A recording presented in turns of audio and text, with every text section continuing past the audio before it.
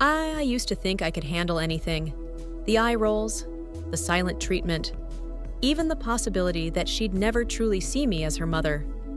I had prepared myself, so I thought, for all of it. But nothing prepared me for that moment. It was Grace's 18th birthday. We threw her a beautiful garden party, string lights, live music, catered food, and guests from all over. Friends, family, teachers, even her biological mother, Julia, who flew in from Seattle. I didn't object. It was Grace's day. I wanted her to have everything. I'd spent weeks planning it. I made sure the roses matched her favorite shade of blush. I even had a sapphire necklace made just for her blue, like her eyes when she was a toddler. It took me 3 months of quiet saving, but it didn't matter. She was worth it. I waited until the right moment. She was laughing with a group of friends near the gazebo. I walked up with the small velvet box in my hand, heart pounding in my chest. "Sweetheart," I said gently, "can I give you something?" She turned, saw the box, and instinctively leaned forward. I reached up to place the necklace around her neck, the same way I had done 1,000 times since she was little, tying scarves, brushing her hair, fixing her dress for recitals. But this time, she jerked away. She stepped back and shouted loud enough to hush the entire party. "Don't touch me! You're not my real mom!" It was as if the world stopped. Every conversation ceased. The music trailed off into awkward silence. A wine glass slipped from someone's hand and shattered on the brick patio. All I could do was stare. Grace's face was stone cold. Her arms were crossed. She didn't even look sorry. She turned to Julia, her biological mother, who stood there with a tight-lipped smirk and arms folded. Mark, my husband, moved toward me, then hesitated. I saw it, the indecision, the question in his eyes. What do I do now? I stood there holding the necklace like it was still warm with love, but my hands were ice cold.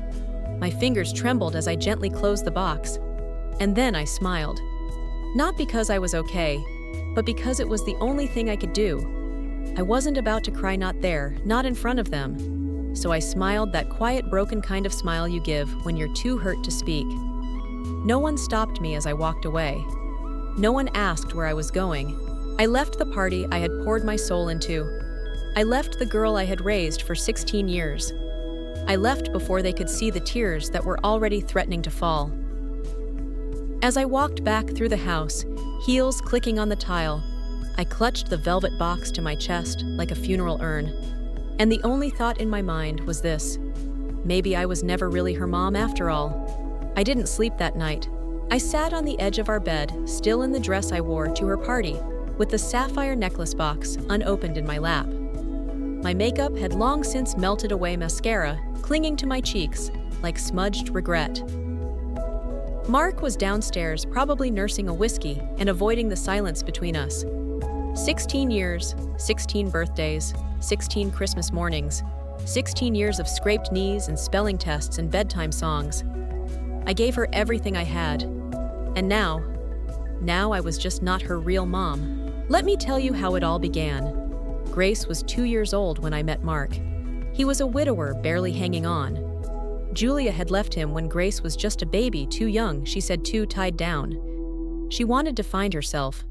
So he found himself alone, raising a daughter he adored, but couldn't quite manage. I never planned to be a stepmother. I certainly never imagined changing diapers that didn't belong to my own child. But Grace took to me quickly, at least at first. She'd toddle over to me with sticky fingers and big blue eyes, holding up her arms, whispering, up like I was the one she'd always known.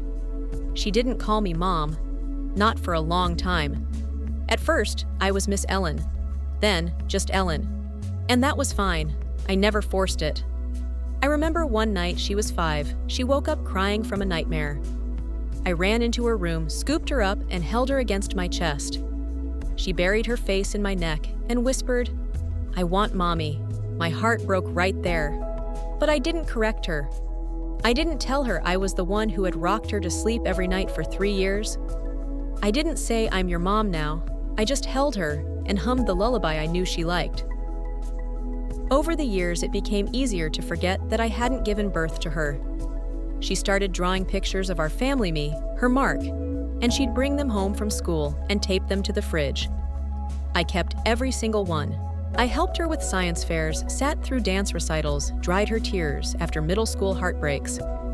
When she had appendicitis in 6th grade and was in surgery for 2 hours, I never let go of her hand before they wheeled her in. I was the first person she asked for when she woke up.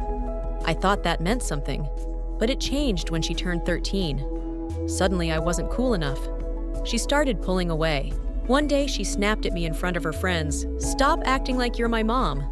That was the first time. I laughed it off like it didn't matter, but it did. Mark said it was hormones. "Teenagers are cruel," he said.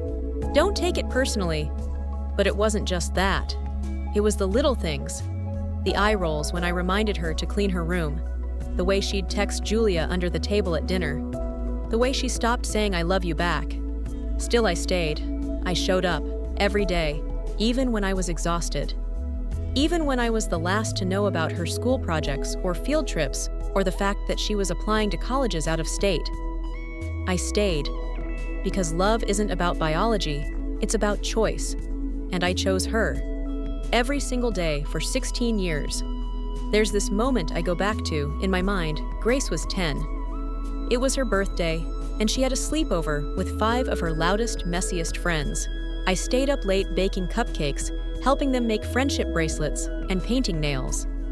Around midnight, after the girls finally crashed, she came up behind me as I was cleaning glitter off the kitchen counter. She wrapped her arms around my waist and said, "I love you, Mom." It was the first time she ever called me that. I turned around, tears already brimming, and kissed her forehead. I wanted to bottle that moment to keep it forever, but I didn't know it would be so rare, so temporary. Now, as I sat in our quiet bedroom, with the party still echoing in my chest, I realized something painful. Love may be unconditional, but respect is not. You can give someone your whole heart, and they can still decide it's not enough. Mark came in around 2 a.m. He didn't say anything at first, just stood there watching me. I finally looked up at him and asked, "Do you think she ever really saw me as her mother?" He sat beside me, sighed, and said, "She's just confused, Ellen. It was an emotional day. Julia was there. You know how that messes with her." That was the wrong answer. Because I wasn't asking if Grace was emotional. I was asking if I had ever mattered. I stood up, walked over to my dresser, and pulled out a shoebox. Inside were birthday cards Grace had drawn when she was little. One of them had stick figures, a tall woman with long hair, a little girl with a ponytail. Above them, written in crayon, "Me and Mom." I held it up. "This is who I am," I said. Not some woman she tolerates, not a babysitter. I raised her. I loved her. I was her mom, even if she doesn't see it anymore. He didn't argue. He just nodded and said, "I know." But that's the thing. Knowing it and standing up for it are two different things. The next morning, the house was still littered with streamers, confetti, and uneaten cake. But something else lingered too, something heavier. Silence. Grace didn't come downstairs for breakfast. Mark tried to make light conversation, but even the clinking of the spoon in his coffee felt louder than his words. I could feel it in his posture, stiff, uncertain, guarded, like he wasn't sure if I'd explode or vanish. I didn't cry. Not in front of him, not anymore. Instead, I cleaned. I scrubbed counters that didn't need scrubbing, collected empty cups, tossed out balloons. The necklace box was still on the hallway table, untouched. I didn't dare look at it again. Grace finally emerged around noon, still in her pajamas, scrolling through her phone like nothing happened. She walked past me in the kitchen without saying a word. "Grace," I said quietly, "do you have a minute?" She paused. Didn't look up. "I'm busy." I wanted to say something, anything, to ask her why, to ask her how she could do that in front of everyone. But my voice caught in my throat, swallowed by the lump of everything I didn't understand. Mark called after her, tried to nudge her back to the kitchen, but she was already halfway up the stairs. And that's when I noticed it, her phone screen. A picture of her and Julia. Captioned, "My real mom came through like she always does." I stood frozen. Those words stung more than the ones she'd said at the party, because they weren't shouted in a moment of anger. They were written, chosen, meant. I spent the rest of the afternoon on autopilot. Mark offered to take me out for dinner, but I declined.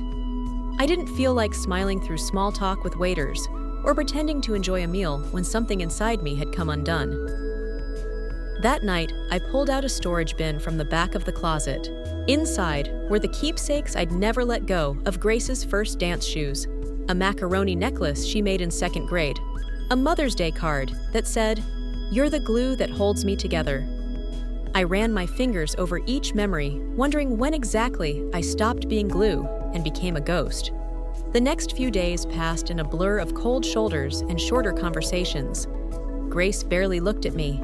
Julia stayed in town longer than planned, and every night Grace came home late smelling like someone else's perfume and freedom. I didn't ask questions. I didn't want the answers. One afternoon, I was folding laundry when I overheard a phone call in Grace's room. "She's just acting like she's still important," she said. "But we both know who my real mom is." I dropped the towel. My hands were shaking again. Always shaking lately. I wanted to scream, but what good would it do? Words hadn't protected me before. So I stopped talking altogether. I stopped reminding her about dentist appointments. I stopped double-checking her college applications. I stopped laying out her vitamins or ironing her clothes. I did nothing, and no one noticed. One night, I came home from the grocery store to find Julia sitting on my couch, legs crossed like she owned the place. Grace sat beside her, laughing at something on her phone. I stood there with my bags of milk and bread invisible. Julia looked up and smiled. "Oh, Ellen," she said sweetly. "I hope it's okay I stopped by. Grace needed help with some paperwork for college. You know how hard financial aid can be to figure out." I forced a smile. Of course.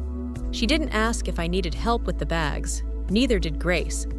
I went upstairs, closed the door, and sat on the edge of the bed, listening to them laugh downstairs. The house I helped build, the child I helped raise. And suddenly, it felt like I didn't belong in either. That night, I wrote Grace a letter. I didn't yell, I didn't blame, I didn't accuse. I simply remembered. I told her about the first time I saw her sleep through the night without a nightmare. How she used to sneak into my bed on stormy nights and say, "You smell like home." How I stayed up sewing sequins onto her Halloween costume when she wanted to be a glittery dragon. How I held her hair back when she had the flu and stayed by her side until the fever broke.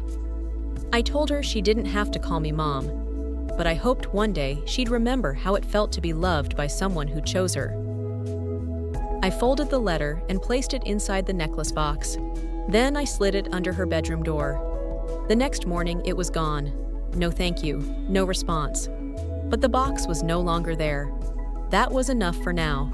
Mark asked me later that evening if I was okay. "I'm fine," I lied. He kissed my forehead and said, "You're the strongest woman I know." But strength wasn't what I wanted. I wanted to be seen, to be chosen back. The letter disappeared, but nothing else did. No softening, no apology, no shift in tone. Grace moved through the house like I was just another piece of furniture she had outgrown. She came home late, locked her bedroom door, and kept her earbuds in whenever I entered the room. Even Mark was growing quieter, unsure of how to bridge the silence between us. I told myself I could live like this, that maybe someday she'd realize what I meant to her. But time is a cruel teacher, and patience doesn't always pay off. One Friday night, the storm rolled in fast thunder, growling through the sky, wind slamming against the windows. Mark was out of town on a work trip. I was home alone, curled up on the couch, with a book I wasn't reading. At 11:38 p.m., the phone rang. It was the police. Grace had been in a car accident. I didn't even have time to grab a jacket. I just threw on shoes, grabbed my keys, and drove like the road itself was cracking beneath me. By the time I got to the hospital, Julia was already there, loud demanding, playing the role of panicked mother, with perfect theatrics. She barely looked at me as I arrived. The nurse met us at the front. "She's stable," she said gently. She was lucky. Minor concussion, some bruised ribs, but she'll be okay. I finally exhaled. "Can I see her?" I asked. Julia cut in. "I'm her mother. I should go in first." The nurse looked between us. "Actually, Grace asked for Ellen." We both froze. Ellen Julia repeated, like the name tasted sour. I stepped forward, my chest tightening. I'll go. Grace was lying in the hospital bed, eyes barely open, hooked up to a monitor that beeped in a steady rhythm that sounded a lot like hope. She turned her head slowly when I walked in. Her face was pale, swollen in places. But her eyes looked like they did when she was little. "Hey!" I whispered, moving to her side. "I'm here."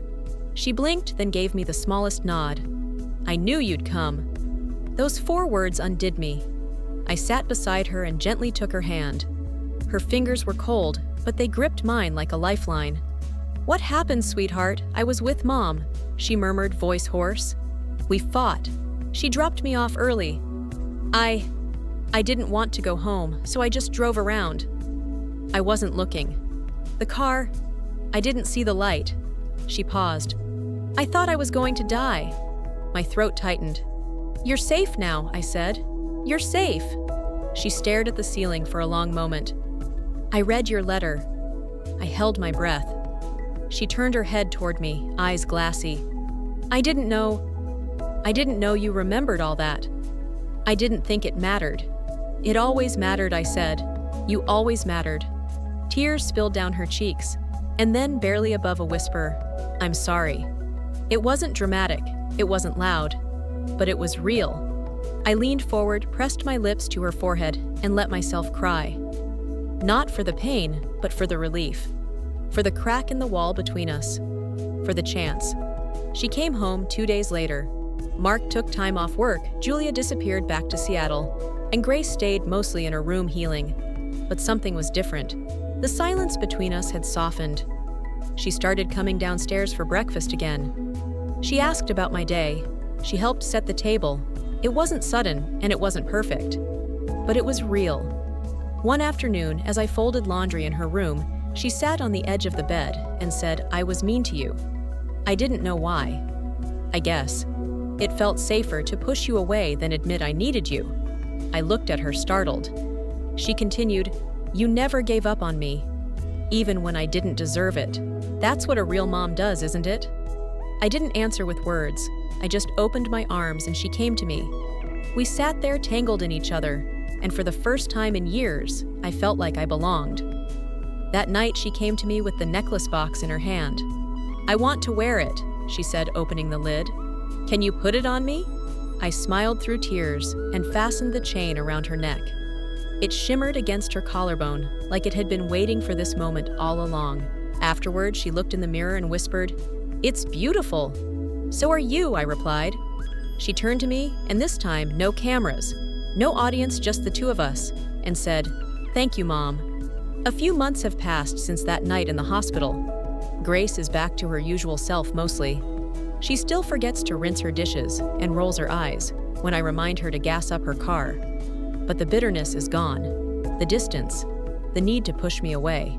Now she lingers in the kitchen after dinner. She asks for advice. She says thank you. She hugs me without needing a reason. It's strange how healing happens. Not in grand gestures, but in quiet mornings, in shared coffee cups, in small, steady acknowledgments of love. One Saturday afternoon, I was going through old boxes in the attic. I found a photo of Grace and me. She was 7, missing her front teeth, wearing a crown of dandelions we'd made in the backyard. I was behind her, arms wrapped around her waist, both of us laughing like we hadn't a care in the world. I brought it downstairs and placed it in a new frame. When she saw it on the mantel, she smiled.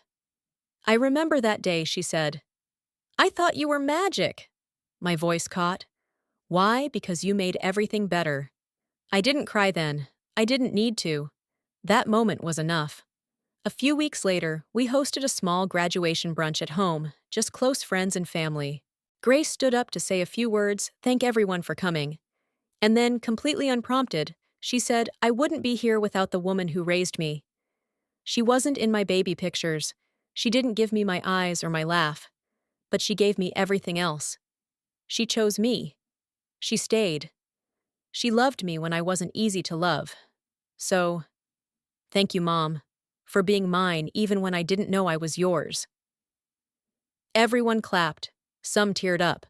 But I just sat there, still soaking it in, because for 16 years I gave without expecting anything back. And now, I was being seen. Finally. Clearly. She doesn't call me stepmom anymore, just mom. And I don't correct people when they ask how many children I have. I say one daughter. Always. Because I may not have given her life, but she gave mine meaning. I know now that motherhood isn't defined by blood or biology. It's defined by showing up over and over when it's hard, when it hurts, when no one else will. It's a quiet kind of courage, the kind that doesn't ask for recognition. And now that she sees me, really sees me, I don't need anything else, except maybe one thing for the women like me who are still waiting, still hoping, still loving in silence. You're not invisible. You're not a placeholder. You are real. And your love. It leaves a mark, even if it takes years. Someone will feel it. Someone will remember. Have you ever loved someone like your own and been pushed away? What would you do if they finally reached back? Tell me your story. I see you. You are not alone. Wow.